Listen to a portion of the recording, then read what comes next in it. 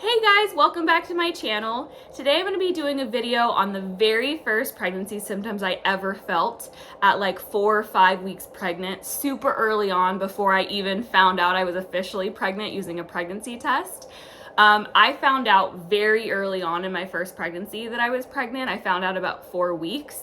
Most women, they say, find out about, I would say about 5 weeks after your missed period. But I tested the day before I was supposed to get my period and found out I was pregnant then. So as soon as I found out I was pregnant, I started documenting on the Notes app on my iPhone every single thing that I was feeling so that I could let you guys know the little things that were going on with my body that let me know that I was pregnant. And once obviously I took the test and it was confirmed, these all definitely related to pregnancy very early on. So if you are waiting to take a pregnancy test and think you may be pregnant, I hope this video is helpful.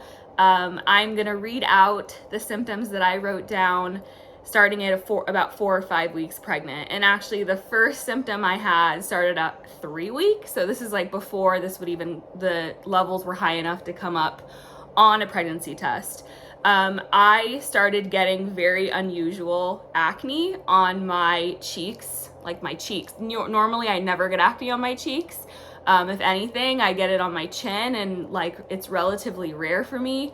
At this point, I had horrible acne back in high school, so I won't even get into that. But as of now in my life, thank goodness, I tend to not get acne very frequently. But at around 3 weeks, so way before this would have been detectable on a pregnancy test, I started getting a lot of acne. And I know that that can be also related to your coming period. So at the time, I really thought nothing of it, but I was like, I was supposed to be, I was a bridesmaid in a wedding a few weeks after that point, and I was like, oh, like this sucks because I'm supposed to be in a wedding for one of my very best friends from childhood, and now I have all this random acne. So that was the first thing I noticed and wrote down.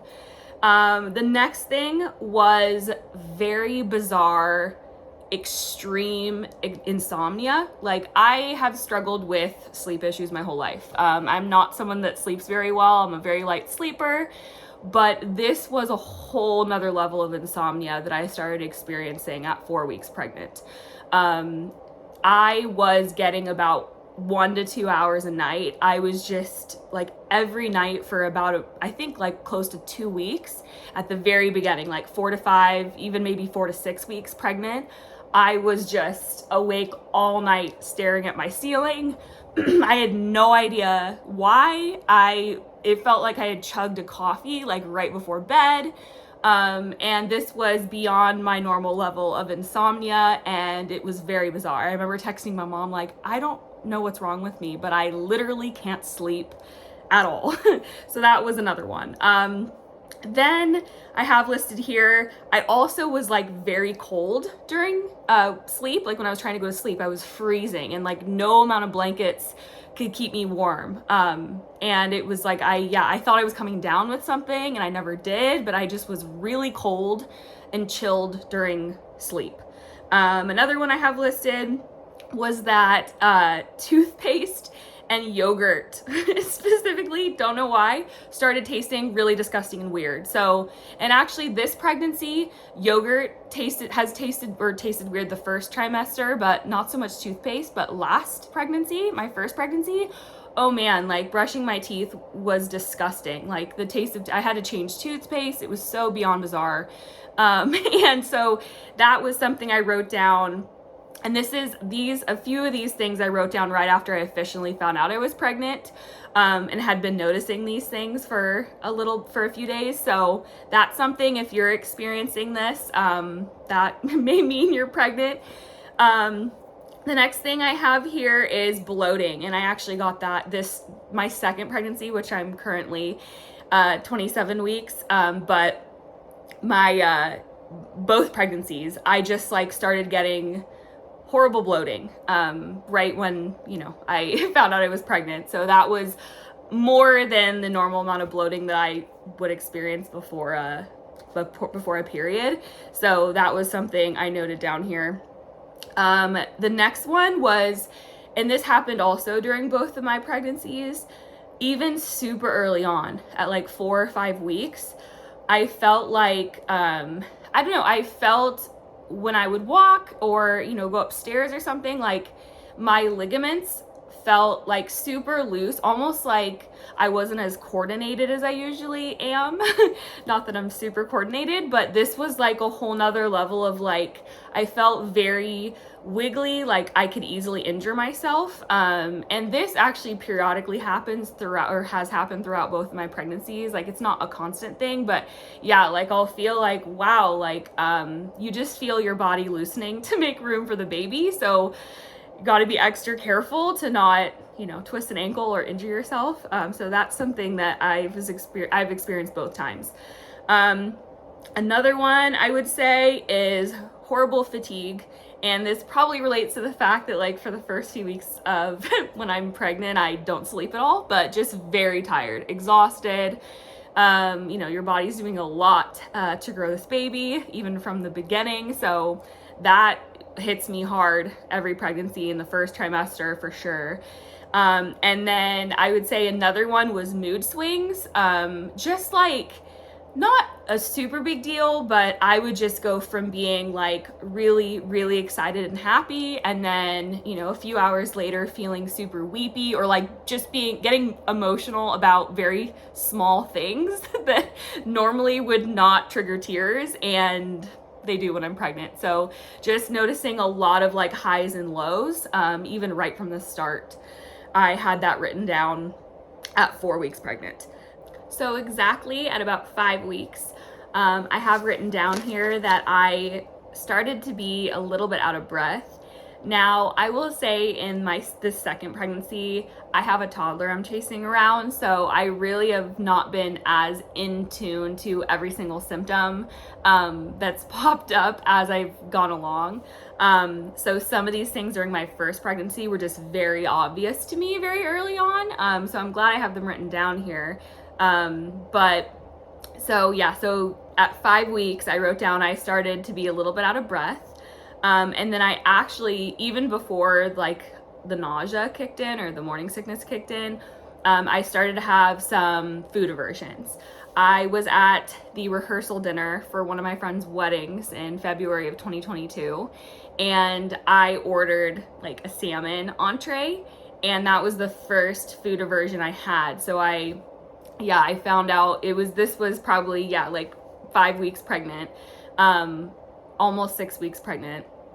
I took a bite of this salmon dinner that I had ordered, and I was like, looked at my husband, I was like, I can't eat this. Like, I don't know, like I love salmon. I eat it like at least once a week, and it was a huge aversion for me. So salmon, chicken, and actually throughout my whole last pregnancy until the 3rd trimester, cooked vegetables, like steamed vegetables or sauteed vegetables. So weird. Could eat salads, raw vegetables, like carrot sticks. Could not eat cooked vegetables. But the whole salmon thing started really early on at 5 weeks. So that was something that happened during my first pregnancy. And then definitely had some GI issues too. Not just nausea. Luckily, I have not had horribly debilitating nausea in either one of my pregnancies. I actually have had worse nausea this time around, a little bit.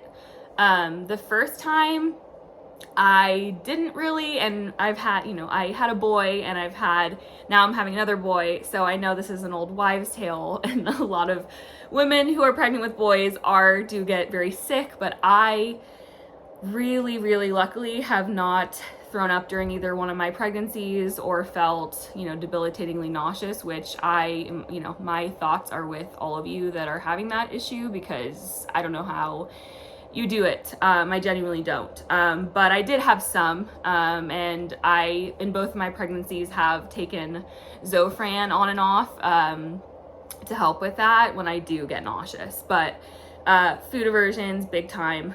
And definitely some like GI changes, like lots of stomach aches, and just stuff was definitely going on. Room was being made for a baby. So as I said in my first introduction video, that my plan originally was, when I found I was pregnant, was to document every single week of my pregnancy for my first pregnancy, which never happened. But life got in the way. But I'm glad I have this list, so that if you are right now waiting to take a pregnancy test, if it's, you know, you and your significant other are trying to get pregnant and you're, you know, excitedly waiting for the hormone levels to be high enough to say so on a pregnancy test, I hope this is helpful. I know I watched a ton of YouTube videos on the very first pregnancy symptoms that women were feeling, just to see if, you know, I could relate to any of them. I know that some of them are very similar to premenstrual symptoms, so that's always hard to detect which is which. But I also wrote this time around, during my second pregnancy, at 4 weeks pregnant, I found out again very early on, because I had really bad insomnia again at the very beginning. Exact same situation. Like the minute that I hit 4 weeks pregnant, or maybe even a little bit sooner, bad insomnia again, like 1 to 2 hours of sleep a night. Nothing helped me sleep. You know, I tried to take over the counter sleep medication, like safe for pregnancy, Unisom. Nothing helped. Just staring at the ceiling, and that caused me to take a pregnancy test. And sure enough, I was pregnant with my second baby. So that hit me again. And then the bloating was bad, probably worse this time. My body was like, I already know what to do, so we're gonna start with that early. And then exhausted and mood swings again. And yeah, so that was what I wrote for 4 weeks this time. So some of the same stuff. And then also, and this is something I forgot to mention. So both pregnancies, sorry, TMI, my boobs got super sore very early on, and it was just, you know, you can kind of write that off maybe as a period, but this was like, definitely stuff was growing, like they were growing and hurting.